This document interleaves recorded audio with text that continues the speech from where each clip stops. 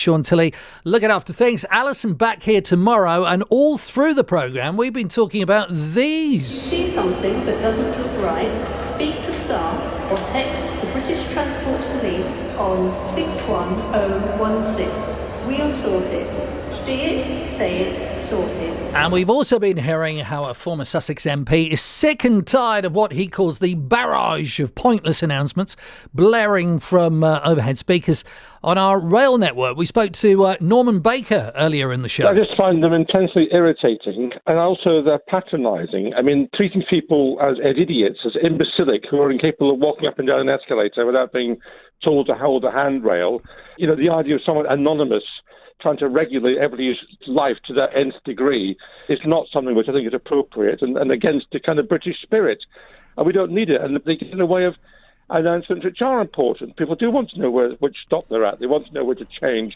Mind the gap, I don't mind the gap, because that's a sensible message which tells you that there's a particular problem with the platform at a particular station.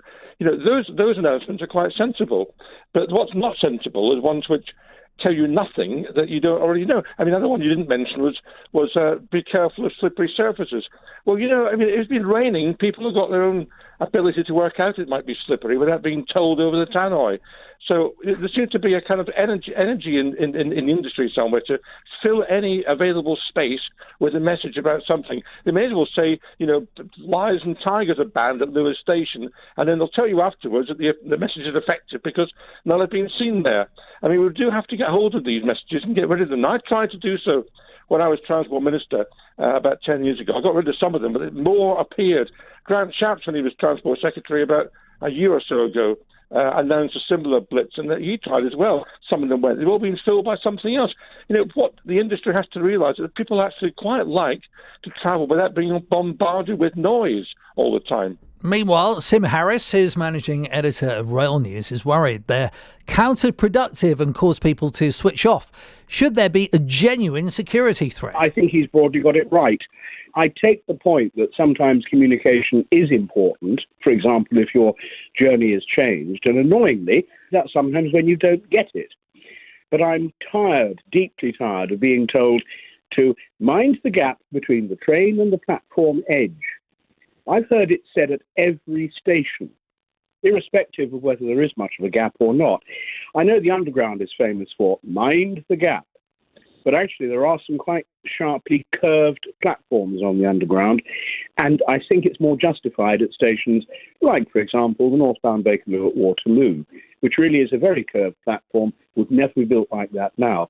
But generally, there are too many announcements. One famous one was a chap called Tim O'Toole, who was American, and used to be the managing director of London Underground. And he introduced these, to me, very annoying announcements that go something like this. Hello, good morning. This is the Bakerloo Line Control Centre. All Underground lines have a good service this morning. And the point of that is what? Well, listening to all that is Dr. Harry Whitchell, who's a professor of physiology at Brighton and Sussex Medical School and the author of You Are What You Hear, which is all about sound and your surrounding environment. Dr. Whitchell, good morning to you. Good morning, Shaun. Lovely to have you on. So firstly, tell us a bit about the work on soundscapes that you've done. It sounds absolutely fascinating, I have to say.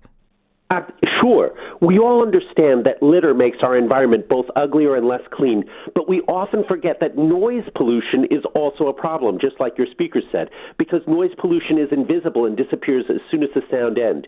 Now, noise is sound that is out of place, like weeds are a plant that's out of place. In my research on sounds in our environment which make up our soundscape, and how this soundscape can have either positive or negative effects on our society, and whether the hundreds of safety announcements that we hear are useful information or noise depends on your point of view. Repetition can change the meaning and value of a spoken statement. When we speak, it is not only to transmit information. Speech can be used to harass people, to control others, or to dominate them. And of course, speech can be used to elicit positive emotions as well, to reassure, to entertain, and to even to get closer to someone. So what light can you shed then in terms of the impact regular tannoy announcements have on people? I feel that the deluge of announcements in trains and public spaces are usually not fit for purpose and may serve more as reminders of who is in charge rather than helpful health and safety guidance. The profusion of such messages may suggest that health and safety specialists who make decisions about the regularity of tannoy use may feel it is both their duty and their job to broadcast almost nonstop at the writing public. And as an example, let's take the example of see it, say it, sorted message that Norman Baker rightly complains about. Now, ask yourself how many times you've heard that message. Now, do you remember the phone number you must call if you see something suspicious? That phone number is really the only important information in that safety message, yet I've met almost no one who remembers that number, which is 61016. Plainly, this is a very unsuccessful public safety campaign if the messages are blaring all the time, yet people do not know the most important information in the message. This shows that the profusion of it can cause people to screen out messages, just like your speaker was telling a moment ago, and to only remember the cute or interesting part of the message rather than the crucial safety information. So messaging campaigns need to be more efficient rather than more ubiquitous. So you are very worried then in that case that people are switching off, you think, and ignoring genuine security threats? I do. I think from an applied psychology perspective, there is an issue about if you overuse the tannoy, there is a risk that people don't listen to most of it or they switch off most of the time. It is true that people will listen, as your speaker just a moment ago said, to what station they're at. But repeated messaging, particularly from oral or sound messages, can make people turn off. However, I do think there needs to be a balance between very rare risks and freedom from noise. The problem is, unlike what Norman Baker was saying, the problem is that the small percentage of the public does take unnecessary risks, like unsafe escalator use, which Norman Baker mentioned. Research has demonstrated that human behavior, not the design or the condition of the escalator, is the primary cause of escalator falls, and most of those risk events result in no problems. But let's pretend that 1 in 1,000 riders take risks, and only 1 in 1,000 risk takers come to grief. That would mean that only 1 in a million riders would have an accident. So we, as average riders, would never see these accidents. But the owner-operators who serve millions of passengers per year would have to deal with quite a number of these accidents and occasional tragedies.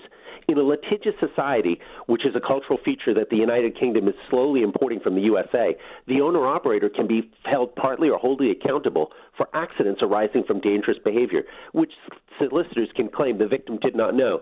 So there is a real problem, and I do agree with both sets of your speakers that on the one hand, there are too many of messages, but on the other hand, we do need some public safety announcements because a small percentage of the public is irresponsible. Well, Professor of Physiology at Brighton and Sussex Medical School and author of You Are What You Hear, which is all about sound and your surrounding environment. Dr. Harry Whitchell there joining us on the programme. Thanks for your time, Harry. 18 minutes past 9, latest travel for a Thursday morning after this from Kim Wilde.